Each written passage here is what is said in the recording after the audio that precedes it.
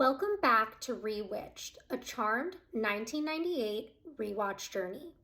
I'm your host, Jess Sabanko, and I can't wait to share my thoughts on one of my favorite shows with you. Though episodes are now shorter, I will still be keeping them spoiler-free and welcome fans new and old to join me on my journey here and on social media at Rewitched_pod on Instagram and TikTok. Currently, I'm on season 5. All right, so this week we're talking about season 5, episode 22, Oh My Goddess, part 1.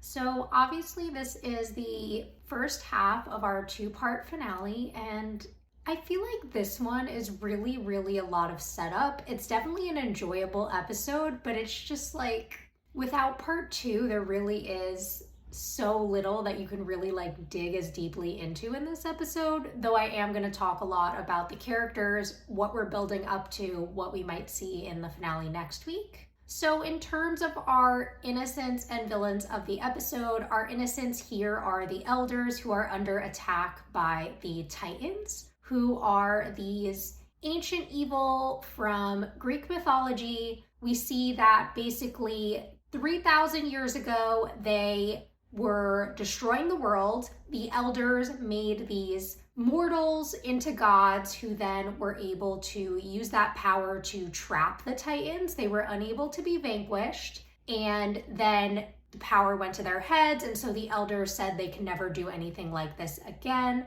Of course, when the Titans return to Earth after being freed by a demon, things get a little hazy, and ultimately a decision has to be made at the end of the episode regarding the Charmed Ones taking on this power. In terms of the sisters' individual storylines in this episode, so for Paige, we see that from the beginning she's having these prophetic dreams and really is deeply connected to everything that's going on with the Titans. In all her readings that she's doing, she's seeing this fire, brimstone, everything kind of going to shit, end of the world type of stuff, which then leads her to finding where the Titans were freed from with Phoebe and going on like that. As for Phoebe in this episode, so she's struggling with the fact that Jason is gone and where they stand in their relationship. We find out there's been a lot of phone calls to Hong Kong, which is driving up their phone bill. And we also find out that in her conversation with Elise, she's not really sure where they stand. And I really loved that conversation because I loved the idea that Elise is listen, he chose to leave. You're young, go out there, hit on somebody at this auction we're setting up for. I want to live vicariously through you. And this is the type of energy I want for these two. I'm obsessed with this newfound friendship and fun between Elise and Phoebe, and I hope we continue to see this moving forward because I adored their dynamic in this episode so fucking much. Speaking of the auction, so Phoebe and newspaper are sponsoring this charity auction where they're going to be sending bachelors up on dates, and then, they match the money. They're all wealthy, all this type of stuff, which seems like it's going to be something fun, and maybe we'll see that come back next episode because Phoebe did talk a little bit about being boy crazy because of the heat as they're going through this heat wave. We also saw that with Phoebe back in season 2, so that's a little bit of a callback. And the fact that, again, she isn't really sure where her and Jason stand. And it was funny because when the episode opened, she was on what we thought was a date with that guy who she was trying to get to sign up for the auction.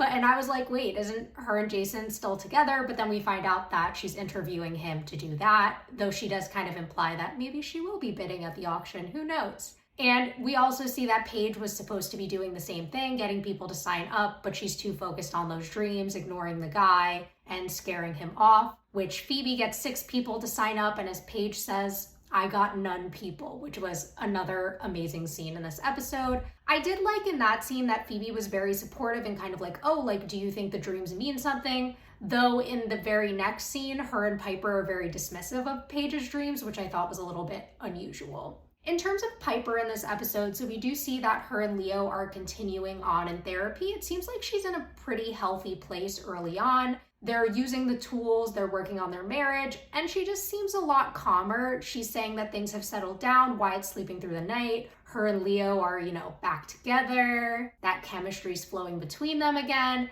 and she also has kind of leveled out in terms of her hormones from the pregnancy.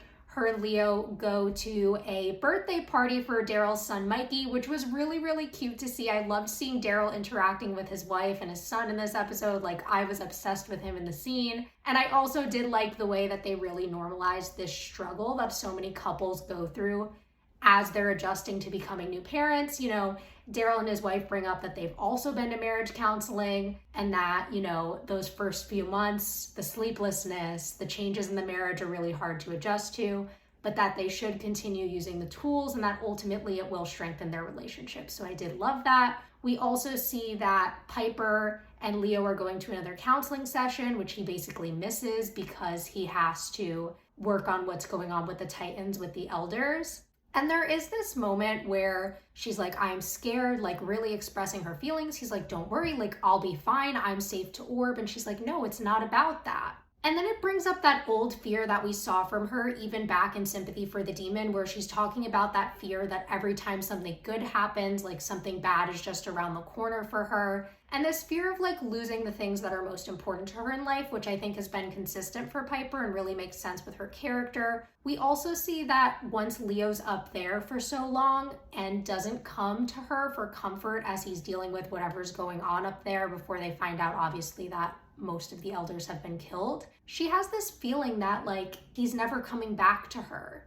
And I want to come back to that next episode, but I thought that was a really interesting moment, especially the way that her sisters were like, no, like that would never happen. But I trust the sisters' instincts, and I don't know, maybe there is something to that. I know sometimes Piper is a worrier for no reason, but maybe this isn't one of those times, and maybe this really is going to be a big change in their relationship, whatever happens after this major event.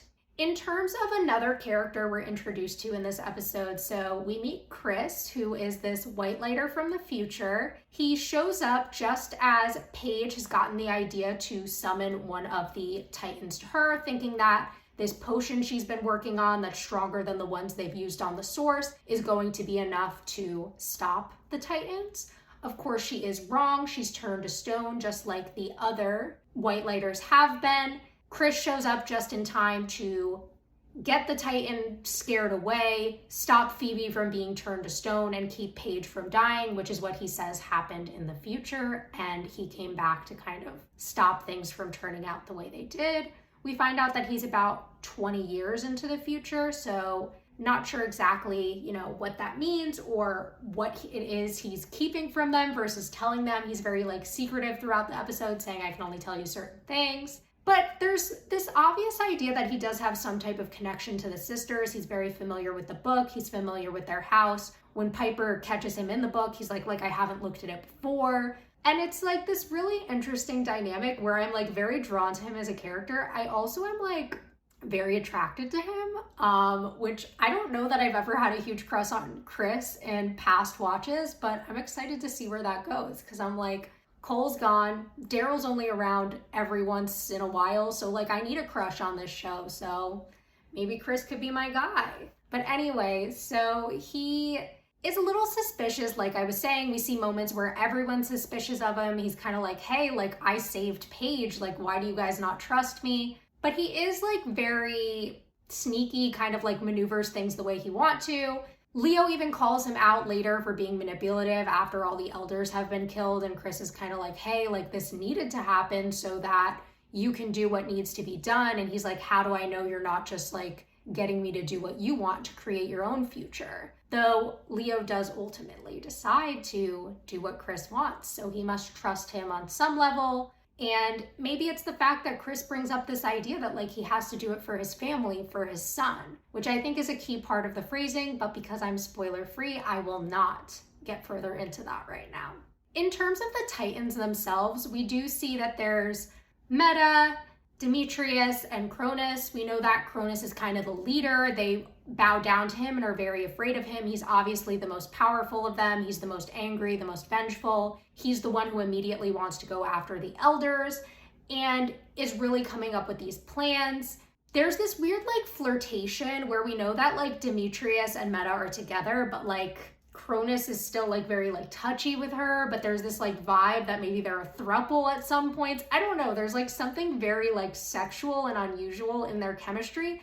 And I really like it because it is giving that like ancient, like we don't have the same societal standards you guys do in modern day vibe. So I did enjoy that about their characters and their dynamics, though there is also a lot of misogyny underlying in it. And the fact that Meta feels the need to kind of like cater to them and like play to Cronus's feelings and be like, oh, like you boys handle it. Like it's fine that we only got 2 whitelighters. Like you guys go, like trying to dislodge the tension between Demetrius and Cronus, because Demetrius does very much want Meta to be part of it, saying they need the 3 of them in order to take out the elders, in order to have the power to fulfill their plan. Cronus ultimately gets really annoyed that Meta did expose them and did fall into Paige's trap. And so he does vanquish her. And there's this moment where like Demetrius seems really hurt by it, but knows that he kind of has to go along with Cronus in order to avoid losing his own life. So I think that that's really interesting, and I'm definitely curious to see where that's going to go in the next episode. Another aspect of this episode I really enjoy is bringing back that magical universe that we've been seeing all season. So we have the dwarves back, we have the leprechauns back, we have the nymphs back, we have some fairies, and we see that all of that magical community, as we've been growing that throughout this season, all comes together in this episode when they show up for the Charmed One's protection, because they think that they're the only ones who can stop the Titans and the end of the world. It's this really cute little thing where we see the elf who had interviewed to be a nanny, but then like rejected them because of them lying about demons attacking. Though she does come into play to take care of Wyatt in this episode, stepping in and of course proving that she would have been really good at the job. So I did like that. I do like their interactions. I love the sassy dwarf who made his return, who we obviously saw in the Happily Ever After episode. I was really happy to see him back. And I like his interactions with Phoebe and with the sisters as a whole. I liked seeing the way that they work together with the different types of magic to free Paige from being stoned. I thought that was really cute and a fun idea to kind of play on, again, that growth of the magical community in this season, and then them all going to protect the elders who did make it back to Earth. I thought that that was really cute as well, and definitely left me like, ooh, like, okay, the magical community does work together and come together in times of need. So that was really nice to see in terms of what makes good magic. I also found in this episode some of the interactions with the elders to be really interesting. We have one who's very like, oh, like Leo, know your place, like we don't have to tell you things, and one who's more open to talking to him, which I guess we have seen that some elders are very stuck in tradition, whereas others are more open to change and growing in the future, telling him to trust not only the sister's instincts but his own, believe that his destiny is what it's meant to be. And obviously that elder is one of the ones who dies, which is obviously a heartbreaking moment for Leo, spending 5 hours up there really mourning, really dealing with this loss that he's going through. I like that interaction between the two of them because obviously we know that elders do have foresight powers, not being able to stop their destiny, but kind of encourage Leo towards his. Also, this idea that Chris presents that Leo has to step into the role of an elder in order to give the sisters these powers. So I wonder if that means he's becoming one. I thought that elders were witches. I was a little bit confused by that. Can any whitelighter do this? Like, I wasn't really sure. Though obviously he does decide that he can do it, does the spell to release those powers to the sisters, where in the final scene of the episode, they are transformed into goddesses. And he says that Chris needs to go to them, otherwise they're going to be confused about what's happening. Though they're asking Chris a lot of questions and he's being very like cryptic and sassy with them. So I'm definitely interested to see like where we're going to start off next episode, what each of their powers might be, how this is all going to play out.